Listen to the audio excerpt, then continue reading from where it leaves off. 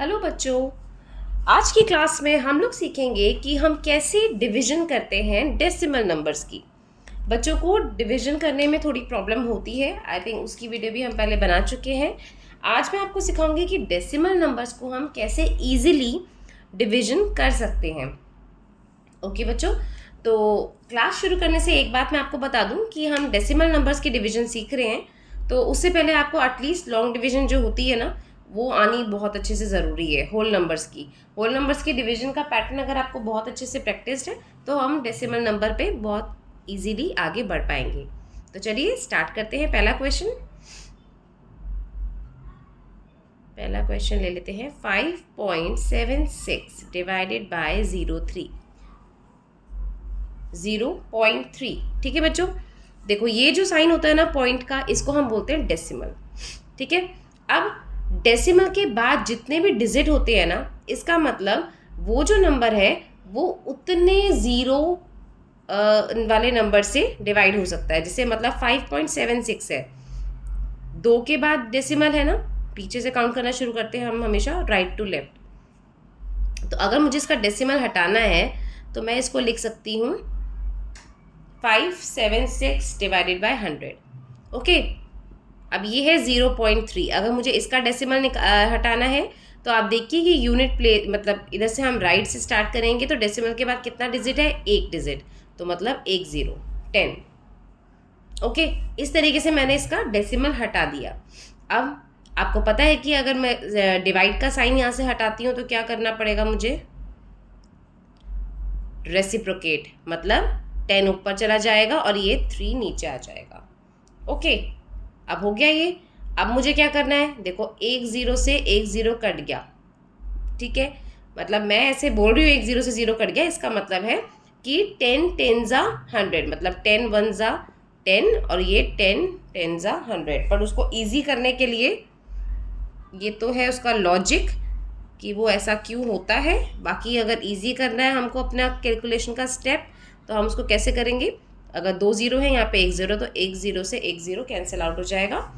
और क्यों cancel out हुआ वो मैंने आपको बता दिया उसका लॉजिक।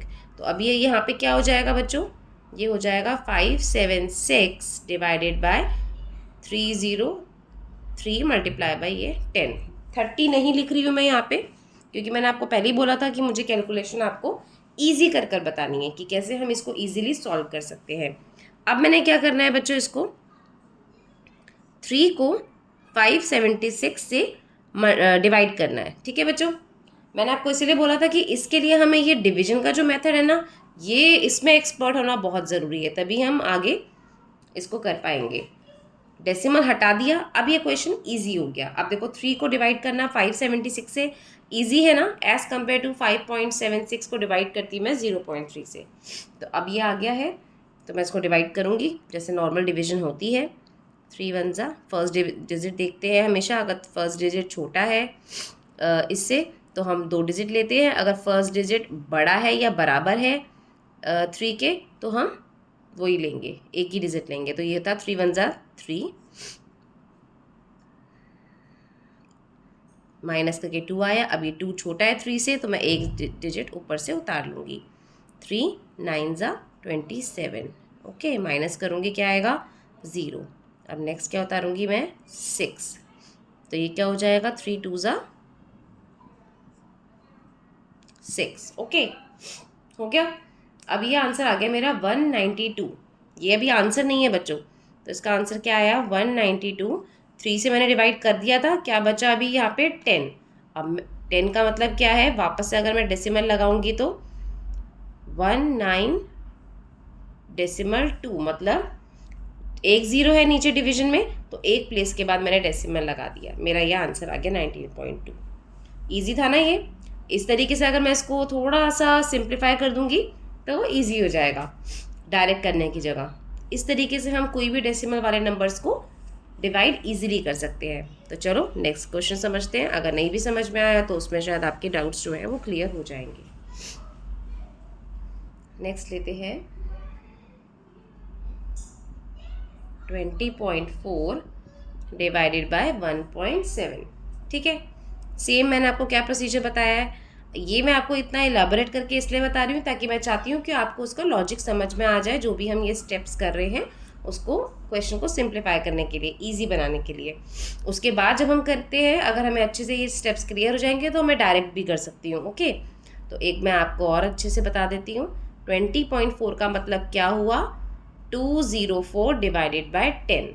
ओके, ऐसे ही 1.7 का क्या मतलब हुआ, 17 डिवाइडेड बाय 10।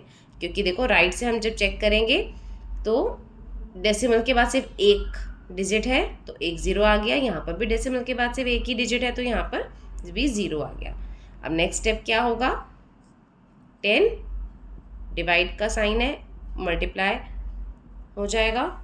सॉल्व करने के लिए रेसिप्रोकेट कर देंगे इसको। अब ये 10 है, 10 वन ज़ा 10 कैंसिल आउट हो गया।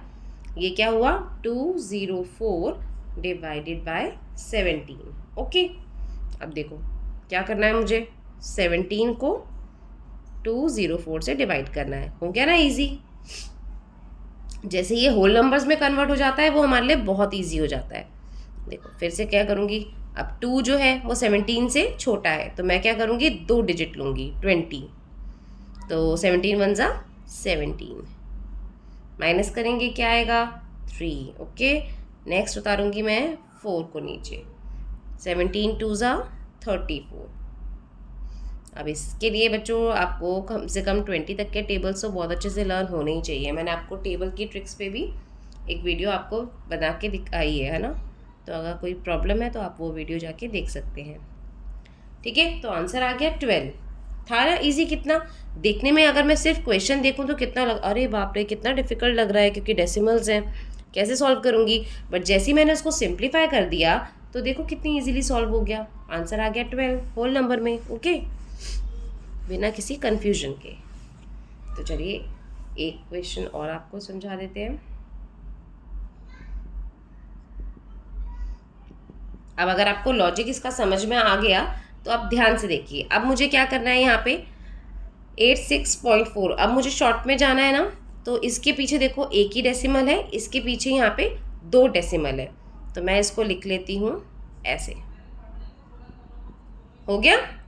अब हमें क्या करना है, अब मैं इसके डेसिमल हटाऊंगी, तो डेसिमल हटाने के लिए क्या करूँगी मैं, 864 है तो नीचे कितना आ जाएगा, 10, 10। ओके, अब है यहाँ पर 0.12, तो 0.12 को मैं लिखूंगी 12, और इसके पीछे कितने डेसिमल, डेसिमल के पीछे कितने नंबर्स है, 2 नंबर, तो ऊपर मैं मल्टीप्लाई कर दूंगी 100 से। मतलब ऊपर वाले नंबर का डेसिमल हटाने के लिए मैं नीचे नंबर को मल्टीप्लाई करूंगी 0 को, और नीचे वाले नंबर का डेसिमल हटाने के लिए ऊपर मल्टीप्लाई करूंगी। ठीक है, अब हमें ये शॉर्ट में ये करना है, पूरा सिंप्लीफाई नहीं करना है। जब हमें वो लॉजिक समझ में आ गया कि हम कैसे और किस तरीके से ये करते हैं, एक 0 से एक 0 कैंसिल कर दिया मैंने। अब क्या आंसर आया, ये 8640 डिवाइडेड बाय 12।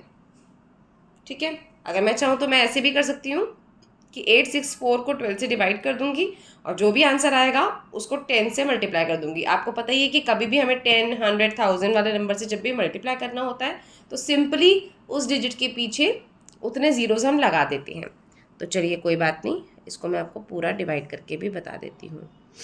8640, थोड़ा क्लियर लिख लेते हैं, 864 एंड 0।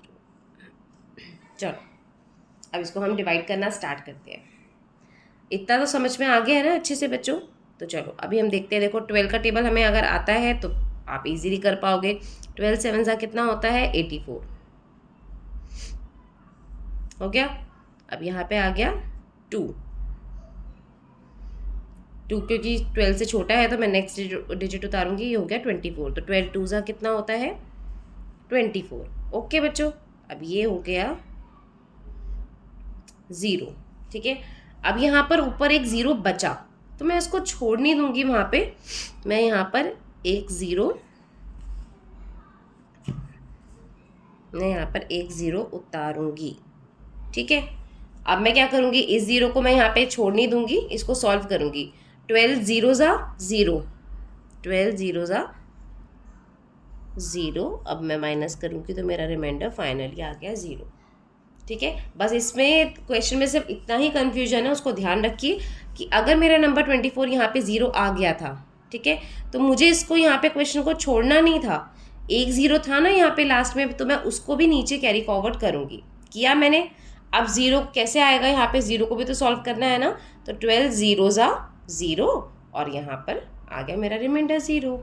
ठीक है, अब अगर इसको आपको लॉजिक तो देखो ये था जो मैंने आपको लॉन्ग में समझा दिया। अगर आपको वैसे समझना है तो अगर लास्ट में यहाँ तक सॉल्व हो गया 24 माइनस 24 0 आ गया, एक 0 बचा तो उस 0 को मैं यहाँ पर लगा दूंगी।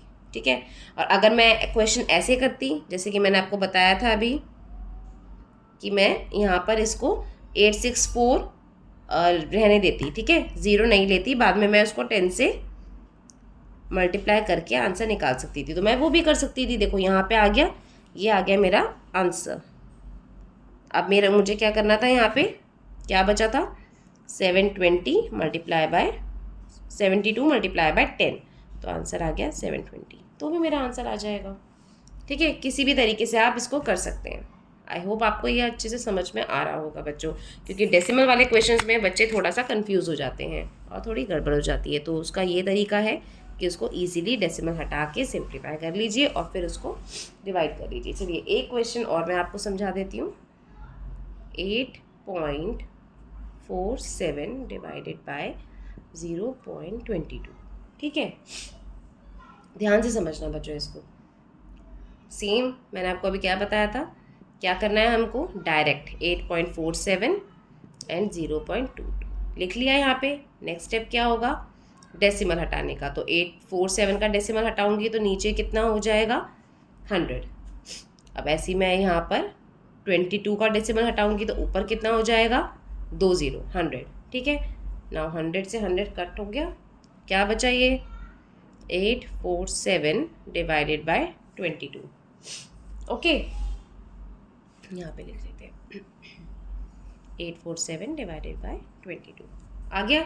अब मुझे क्या करना है बच्चों, मुझे 22 को डिवाइड करना है 847 से।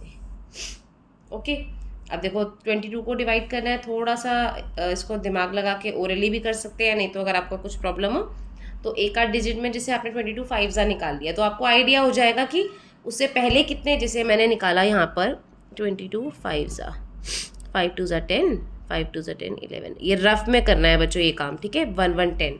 अब मुझे पता है कि 5 से पहले अगर मुझे 1 1 10 से छोटा चाहिए नंबर तो मैं उससे पहले जाऊंगी, अगर उससे बड़े नंबर चाहिए तो मैं 5 के बाद मल्टीप्लाई करके देख सकती हूँ। तो 22 को अगर मैं करूँगी, फर्स्ट मैंने लिए हैं 84 डिजिट, ठीक है, 84 को लेना है मुझे, तो मैं क्या करूँगी यहाँ पे, क्योंकि 22 से 8 छोटा था इसलिए मैंने 2 डिजिट ले लिए यहाँ पे। अभी मुझे क्या करना है, अब आप ध्यान लगा के देखो, यहाँ पे अगर मैं 3 से करूँगी तो क्या आएगा 66, 4 से करूँगी तो क्या आएगा 88, तो मैं 3 से करूँगी क्योंकि 88 हो जाएगा बड़ा। ओके बच्चों, हो गया। अब ये क्या आएगा, देखो करते जाओ, 14 में से 6 गए, ये हो जाएगा 8 और ये 7 में से 6 गए 1। ठीक है, अब ये ऊपर से मैंने कैरी उतार लिया। हो गया बच्चों। अब क्या करना है मुझे, अब मुझे नेक्स्ट नंबर सोचना पड़ेगा कि वो कौन सा होगा। अब 187 है, मतलब ये 5 से मोर देन है, तो मैं जाती हूँ 22